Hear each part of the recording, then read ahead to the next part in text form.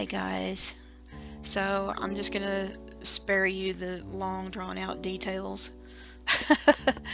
What we're doing here is just pretty much mixing the lye and the fats, and it's gonna kind of look like honey. It's got this consistency of honey in the beginning, and it's gonna do all kinds of strange and weird things. But it takes a good while, probably 10 minutes, to get it to that stage that you see there. It's about 10 minutes of cooking and a lot of flipping and a lot of stirring. Kind of have to babysit it. This is more after it's had an hour to cook. You check it about every 30 minutes. Um, you just kind of have to come in and check on it once in a while. But it's pretty foolproof. It's not going to burn, or as long as you keep your eye on the temperature. And there you can see it's getting a little bit more gelled in the center. And this is after another hour. As you can see, it's becoming a lot more stiffer and basically really unruly. Basically, you just kind of have to sit and let it cook for 2.5 hours. This is getting toward the end there. You can see it's completely gelled. You're going to want to look for complete translucency in all the parts of the soap. That's what you're looking for. And you let it sit overnight. This is the next day. The best way I can describe what it should feel like is really, really, really sticky biscuit dough. For those of you that ever made bread or biscuits or anything of that sort, it's the really sloppy dough before you've added any flour to it. But right now I'm taking it piece by piece and loosening it up. And believe it or not, an overnight makes a heck of a difference. This is after several minutes of mixing. Once you start adding the liquid, it's going to change in texture. It's going to get more silkier. It's going to get a lot easier to work with. Um, it's kind of got the consistency of a really, really light, oh gosh, kind of a pastry cream, I suppose. Definitely heavier than whipped cream. And now I'm just adding water to it, a little bit of aloe vera liquid for smoothness, and you know, just kind of letting the air incorporate into it. You can experiment with how much water you want. Um, the book gives you great directions of a guideline of how much water to add. If you add too little water, it's going to be a little bit stiff. If you add too much water, it's going to break down, and it's not going to be, well, it's just going to break down into back into the stage you had it before, only it's going to be looser and runnier. Um, but as you can see, it's just really silky and luxurious. I'm really proud of how it turns out. It's just a kind of thing that takes a lot of practice and a lot of experimentation. She gives you great guidelines to go by, but ultimately it's up to you. You have a lot of control how much liquid you use, what additives you use, whether you want fragrance or not, just like any other soap. But it's an absolute wonderful product. I really encourage people to work with cream soaps because it's great. It's so versatile. Um, but I definitely wouldn't recommend this for the beginner type, because if you haven't made a lot of soaps, it's you're gonna have to mess with dual lye.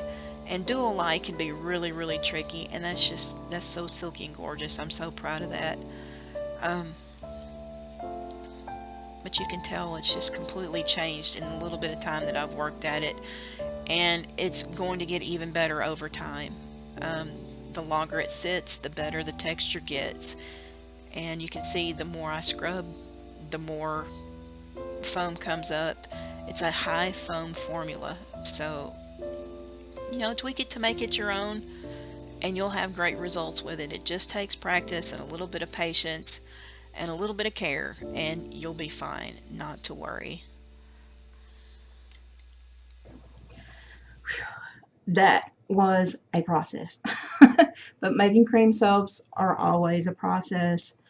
Um, it's definitely not the kind of project if you're not a patient person. It's a 2-day process, but the ending result is amazing. Every time I make cream soaps, I wonder why I even bother with bar soaps, because they're so versatile.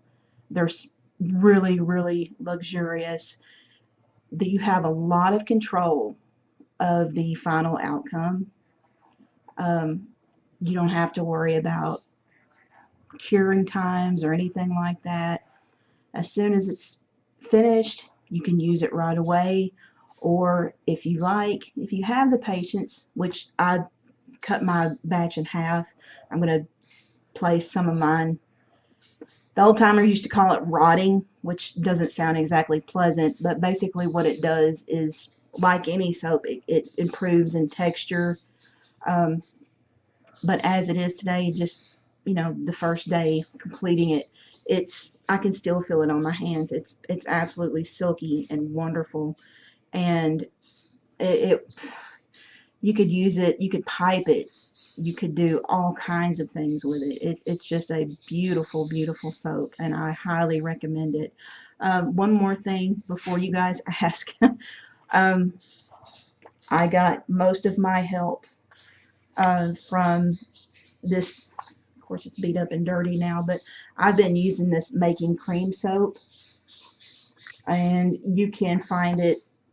Her name is Catherine Failer, and those of you in the soap community might know her. She is actually the maker of, I believe she makes Milky Way molds. She's the creator and developer of that. Don't quote me on that, but she's very, very well known. Um, but yeah, she has her Milky Way mold site on the page and everything. But this book, those of you like me, like brief, concise information, this is definitely worth every penny. It wasn't very expensive at all, but it's very easy to understand. She gives you recipes. I highly, highly recommend it. I'm not at liberty to give you the recipe that I use because I don't have authorization to give it. Um, but like I said, use the book. Highly recommend it. And if you have any questions at all, I'll be happy to help you. This has been an ongoing thing since I've started making soap. I made this for my husband. I'm always searching for the perfect shaving soap for us, and this is scented with Candle Science Driftwood, and it is amazing. I wish he were here, but he's on the railroad right now, so many, many miles away. I'll have to tackle him and make him try it later, but it smells amazing. But yeah, like I said, if you have any questions at all, don't hesitate to contact me. Um, and lastly, if you like what you see, please take the time to like my video and leave me a comment or two. Tell your friends about me, tell your soap community about me, share me in groups. I'm always happy to help and give advice when and where I can. And of course, the more people hear about me, the better it is for my business. I don't do a whole lot of business anymore, but I do make custom orders and things of that nature, and I'll help out wherever I can. So until next time, thank you guys so much for watching, and we'll see you later. Bye.